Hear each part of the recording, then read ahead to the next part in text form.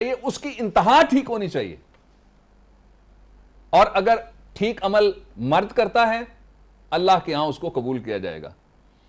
غلط عمل مرد کرتا ہے تو اس بنیاد پہ اس کو کوئی کسی طرح سے بھی سینکٹیفائی خدا رب العزت نہیں کرتے. نہ قرآن حکیم کا کوئی قانون یا صورت اس کو کنڈون کرتی ہے کہ چونکہ غلط کرنے والا مرد ہے اس لیے اس کو معاف کر دیا جائے گا. ایسا نہیں ہے. شرط ذہن میں رکھنے والی بات ہے عمل. اور خاتون کے لیے کہ عمل کرنے والی چونکہ پردہ دار ہے, عمل کرنے والی چونکہ صنف نازک سے تعلق رکھتی ہے, عمل کرنے والی چونکہ بیٹی ہے, عمل کرنے والی چونکہ ماں ہے, عمل کرنے والی محلے کی معزز خاتون ہے, عمل کرنے والی کسی کی بہن ہے, تو اس بات پہ اس کا عمل اللہ رب العزت کے ہاں انڈرمائن نہیں ہوگا, مرد سے کمتر نہیں ہوگا کہ اس کی جنس کیا ہے.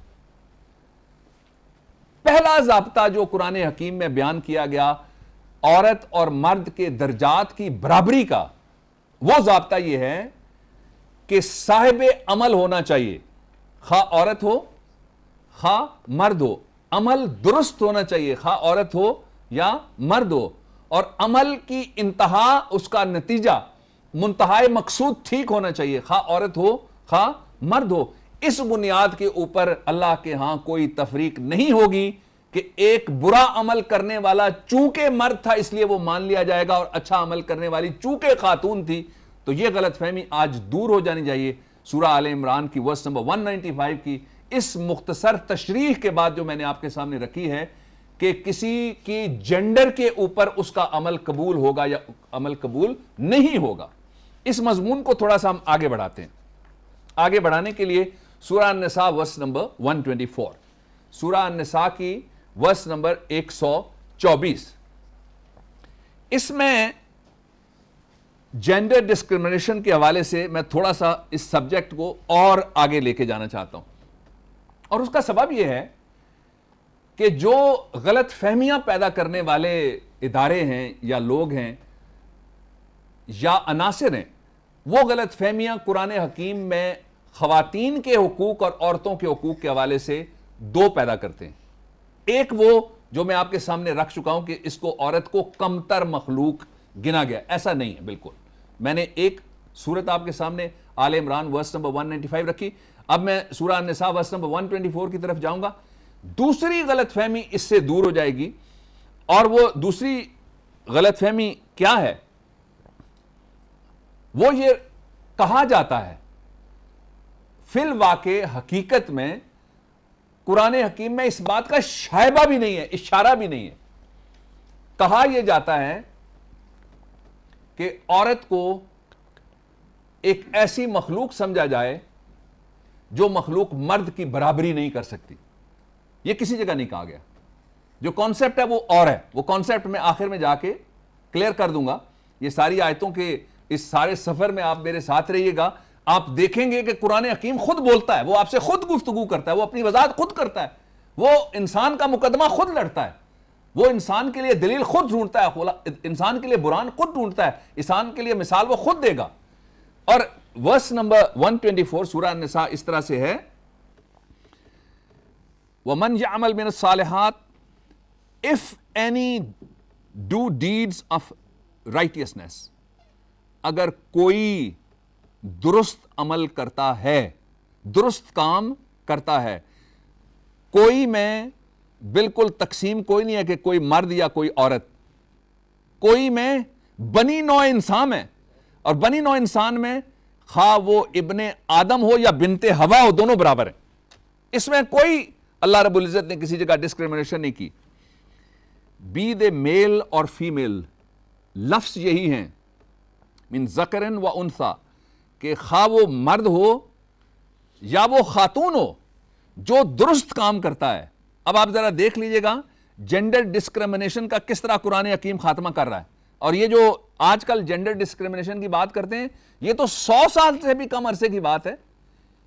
خواہ وہ مغرب کے ناقدین ہو یا ان کے سپانسرڈ لوگ, ان کی اس سارے کیس کی جو جینڈر ڈسکریمنیشن کا ہے 100 سال سے بھی کم عمر ہے.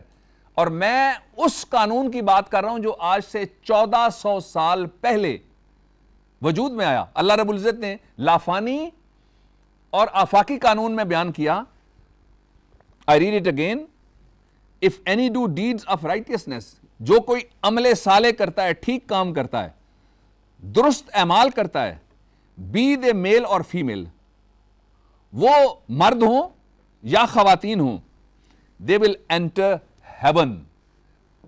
پہلی بات, عمل صالح کرے, تخصیص نہیں ہے مرد یا عورت کرے, کون کرے, درست کام کرے, تخصیص نہیں ہے کہ خاتون ہو یا خاتون نہ ہو, بنی نوع انسان ہو, خواہ وہ خاتون ہو خواہ وہ مرد ہو, عمل صالح کرے, بنی نوع انسان ہو. اور تیسرا, اس کی جزا کیا ہے, برابر رکھی گئی ہے, they will enter heaven, ان کو جنت میں بھیجا جائے گا, ان کا ٹھکانہ جہنم نہیں ہو سکتا, ان کے ٹھیک اعمال کا نتیجہ غلط نہیں نکل سکتا, ان کا کیا ہوا درست کام اللہ کے ہاں ضائع نہیں ہو سکتا, اس بنیاد پہ کہ ان کا کس جنس کے ساتھ اور کس جینڈر کے ساتھ ان کا تعلق ہے.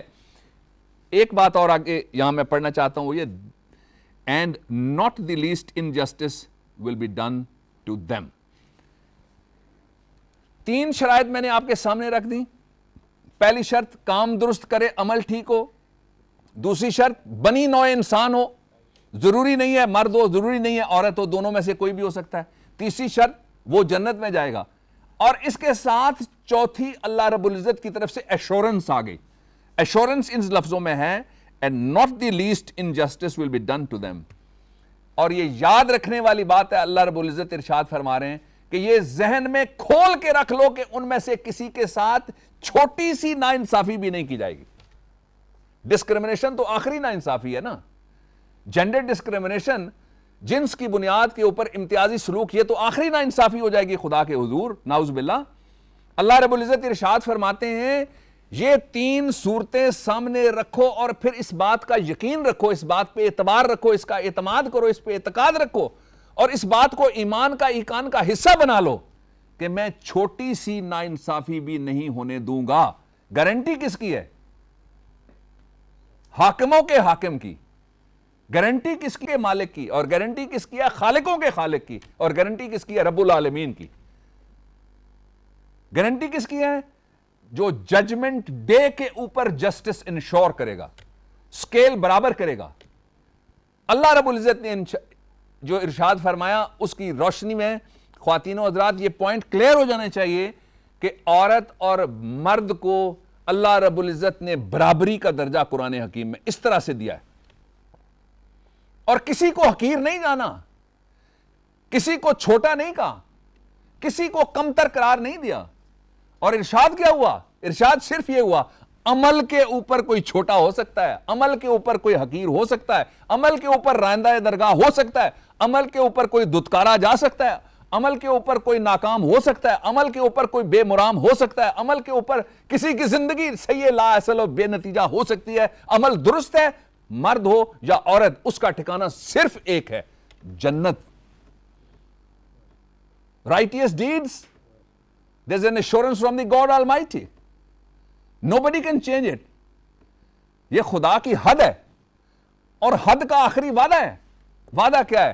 میں چھوٹی سی بھی بے انصافی نہیں ہونے دوں گا, چھوٹی سی بھی ناانصافی نہیں ہوگی, چھوٹی سی بھی ڈنڈی نہیں ماری جا سکتی, چھوٹی سی بھی کسی کو پریولیج